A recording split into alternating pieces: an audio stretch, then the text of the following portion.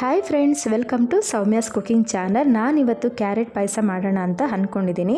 ಇದು ತುಂಬ ಕ್ವಿಕ್ಕಾಗಿ ಬೇಗ ಆಗುವಂತಹ ರೆಸಿಪಿ, ಹಾಗೆ ಹೆಲ್ತಿಗೂ ಕೂಡ ತುಂಬಾ ಒಳ್ಳೆಯದು. ಇಲ್ಲಿ ನಾನು 4 ಕ್ಯಾರೆಟ್ ತೊಗೊಂಡಿದ್ದೀನಿ. ಫಸ್ಟ್ ಇದನ್ನು ಸಿಪ್ಪೆ ಎಲ್ಲ ತೆಗೆದು ಆನಂತರ ಯೂಸ್ ಮಾಡ್ಕೋತೀನಿ. ಅದಕ್ಕೂ ಮುಂಚೆ ಯಾರೆಲ್ಲ ನಮ್ಮ ಚಾನಲ್ ಸಬ್ಸ್ಕ್ರೈಬ್ ಮಾಡಿಲ್ವೋ ಪ್ಲೀಸ್ ಒಂದು ಸಬ್ಸ್ಕ್ರೈಬ್ ಮಾಡ್ಕೊಳ್ಳಿ.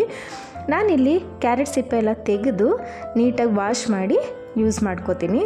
ನೀವು ಯಾರಾದರೂ ಗೆಸ್ಟ್ಗಳು ಬಂದಾಗ ಏನು ಮಾಡೋದಪ್ಪ ಸ್ವೀಟ್ ಅಂತ ಅಂದಾಗ ಇದನ್ನು ಮಾಡಿಕೊಡ್ಬೋದು. ತುಂಬ ಬೇಗ ಆಗುತ್ತೆ, ಹಾಗೆ ಟೇಸ್ಟು ಕೂಡ ತುಂಬಾ ಚೆನ್ನಾಗಿರುತ್ತೆ. ಈಗ ನಾನು ಅದನ್ನು ನೀಟಾಗಿ ವಾಶ್ ಮಾಡಿಕೊಂಡು ಸಿಪ್ಪೆ ಎಲ್ಲ ತೆಗೆದು ಸಣ್ಣದಾಗಿ ಕಟ್ ಮಾಡಿಕೊಂಡು ಕುಕ್ಕರ್ಗೆ ಹಾಕೋತಾ ಇದ್ದೀನಿ. ಇದನ್ನು ಫಸ್ಟು ನಾನು ಬೇಯಿಸ್ಕೊಂಡ್ಬಿಡ್ತೀನಿ, ಆನಂತರ ಪಾಯಸಕ್ಕೆ ಯೂಸ್ ಮಾಡ್ಕೋತೀನಿ. ಈಗ ನಾನು ಕಟ್ ಮಾಡಿ ಕ್ಯಾರೆಟ್ಗಳೆಲ್ಲ ಹಾಕ್ಕೊಂಡು 1 ಗ್ಲಾಸಷ್ಟು ನೀರನ್ನ ಸೇರಿಸ್ಕೊಂಡಿದ್ದೀನಿ. ಇವಾಗ ನಾನು ಕುಕ್ಕರ್ ಕ್ಲೋಸ್ ಮಾಡಿಕೊಂಡು ಒಂದು 3ರಿಂದ 4 ವಿಸಲು ಬೇಯಿಸ್ಕೋತೀನಿ. ಇವಾಗ ನಾನು ಸ್ಟವ್ ಹಚ್ಕೊಂಡು ಕುಕ್ಕರ್ ಇಟ್ಕೊಂಡಿದ್ದೀನಿ. ಇದನ್ನು ಒಂದು 3ರಿಂದ 4 ವಿಸಲು ಚೆನ್ನಾಗಿ ಬೇಯಿಸ್ಕೊಳ್ಳೋಣ. ಈ ಕ್ಯಾರೆಟಲ್ಲಂತೂ ತುಂಬಾ ರಿಚ್ ವಿಟಮಿನ್ ಸಿ ಇರುವಂತಹ ತರಕಾರಿ ಅಂತಲೇ ಹೇಳ್ಬೋದು. ಹಾಗೆ ಕಣ್ಣಿಗೂ ಕೂಡ ಒಳ್ಳೆಯದು, ತುಂಬಾ ಇಮ್ಯುನಿಟಿ ಬೂಸ್ಟ್ ಇದೆ ಇದು. ಚಿಕ್ಕವರು ಅಂತಲ್ಲ, ಚಿಕ್ಕವರಿಂದ ದೊಡ್ಡೋರ್ವರೆಗೂ ಕೂಡ ತುಂಬಾ ಯೂಸ್ಫುಲ್ ಆಗುವಂತಹ ತರಕಾರಿ ಅಂತಲೇ ಹೇಳ್ಬೋದು. ಈಗ ನೋಡಿ, ಕ್ಯಾರೆಟು ಕುಕ್ಕರ್ ಕೂಡ ಅದಾಗಿದೆ, ಆರಿದೆ. ನಾನು ಏನು ಬೇಯಿಸಿಟ್ಕೊಂಡಿದ್ದೆ ಕ್ಯಾರೆಟು ಅದನ್ನೆಲ್ಲ ಮಿಕ್ಸಿ ಜಾರ್ಗೆ ಸೇರಿಸ್ಕೊಂಡಿದ್ದೀನಿ. ಇದು ಸ್ವಲ್ಪ ಚೆನ್ನಾಗಿ ತಣ್ಣಗಾಗಲಿ, ಆನಂತರ ನಾವು ನೀಟಾಗಿ ರುಬ್ಕೊಳ್ಳೋಣ. ಎಷ್ಟು ಸಾಧ್ಯನೋ ಅಷ್ಟು ಚೆನ್ನಾಗಿ ನುಣ್ಣಗೆ ರುಬ್ಕೊಂಬಿಡೋಣ. ಏಕೆಂದರೆ ಇದು ಬೆಂದಿರುತ್ತೆ, ಸೊ ಹಾಗಾಗಿ ತೊಂದರೆ ಇಲ್ಲ, ಚೆನ್ನಾಗಿ ನುಣ್ಣಗಾಗುತ್ತೆ.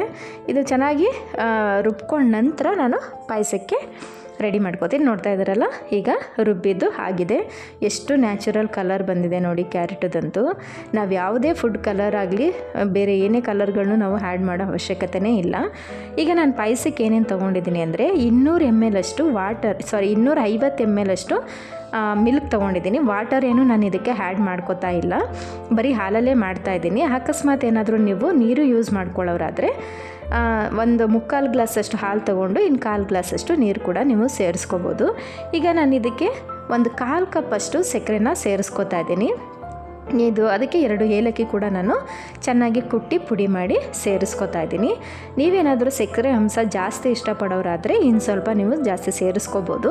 ನಾನಿಲ್ಲಿ ಕ್ಯಾರೆಟಲ್ಲಿ ಸ್ವೀಟ್ ಅಂಶ ಇರೋದ್ರಿಂದ ಸ್ವಲ್ಪ ಕಡಿಮೆನೇ ಸೇರಿಸ್ಕೊಂಡಿದ್ದೀನಿ. ಈಗ ಇದನ್ನು ನೀಟಾಗಿ ಒಂದ್ಸರಿ ಮಿಕ್ಸ್ ಮಾಡ್ಕೋತೀನಿ. ಸ್ವಲ್ಪ ಬಿಸಿ ಆದ ನಂತರ, ತುಂಬ ಜಾಸ್ತಿ ಬೇಡ, ಸ್ವಲ್ಪ ಬಿಸಿ ಆದ ನಂತರ ನಾನು ಏನು ರುಬ್ಬಿಟ್ಕೊಂಡಿದ್ದೆ ಕ್ಯಾರೆಟು ಅದನ್ನು ಇದಕ್ಕೆ ಸೇರಿಸ್ಕೊತಾ ಹೋಗ್ತೀನಿ.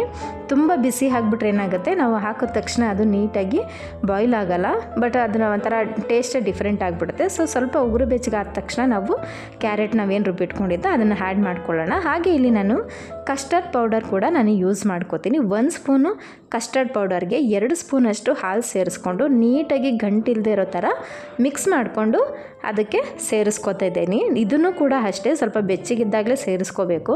ನಾವು ತುಂಬ ಚೆನ್ನಾಗಿ ಕುದೀತಾ ಇದ್ದಾಗ ನಾವು ಹಾಕೋದ್ರೆ ಏನಾಗುತ್ತೆ, ಗಂಟು ಥರ ಆಗಿಬಿಡುತ್ತೆ ಕಸ್ಟರ್ಡ್ ಪೌಡರ್ ಕೂಡ.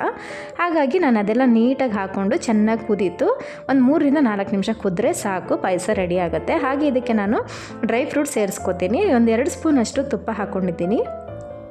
ಅದಕ್ಕೆ ಸ್ವಲ್ಪ ದ್ರಾಕ್ಷಿ ಮತ್ತು ಗೋಡಂಬಿನ ಸೇರಿಸ್ಕೊಂಡು ನೀಟಾಗಿ ಫ್ರೈ ಮಾಡಿ ಪಾಯಸಕ್ಕೆ ಹಾಕೋತಾ ಇದ್ದೀನಿ. ಆಲ್ಮೋಸ್ಟ್ ಪಾಯಸ ರೆಡಿ ಆಯಿತು. ಈಗ ಒಂದು ನಿಮಿಷದಷ್ಟು ಚೆನ್ನಾಗಿ ಕುದಿಸ್ಕೊಂಬಿಡೋಣ. ಕುದಿಸ್ಕೊಂಡ್ಮೇಲೆ ನಾವು ಬಿಸಿ ಬಿಸಿ ಕ್ಯಾರೆಟ್ ಪಾಯಸನ ಸರ್ವ್ ಮಾಡಿಕೊಂಡ್ರೆ ಪಾಯಸ ರೆಡಿ ಆಯಿತು. ತುಂಬಾ ಟೇಸ್ಟಿಯಾಗೂ ಇರುತ್ತೆ, ಹಾಗೆ ತುಂಬ ಹೆಲ್ತು ಕೂಡ ಒಳ್ಳೆಯದು. ನೀವು ಏನಾದರೂ ಕೋಲ್ಡಾಗಿ ಇಷ್ಟಪಟ್ಟು ತಿನ್ನೋರಾದರೆ ಫ್ರಿಜ್ಜಲ್ಲಿ ಒಂದು 2-3 ಅವರ್ಸ್ ಇಟ್ಟು ಆನಂತರ ಸರ್ವ್ ಮಾಡಿ, ತುಂಬಾ ಚೆನ್ನಾಗಿರುತ್ತೆ. ಟೇಸ್ಟು ಕೂಡ ತುಂಬ ಚೆನ್ನಾಗಿರುತ್ತೆ. ಇವತ್ತಿನ ವ್ಲಾಗು ಕಂಪ್ಲೀಟ್ ಆಗಿದೆ ಫ್ರೆಂಡ್ಸ್. ಮತ್ತೆ ನೆಕ್ಸ್ಟ್ ವಿಡಿಯೋದಲ್ಲಿ ಸಿಗ್ತೀನಿ. Take care.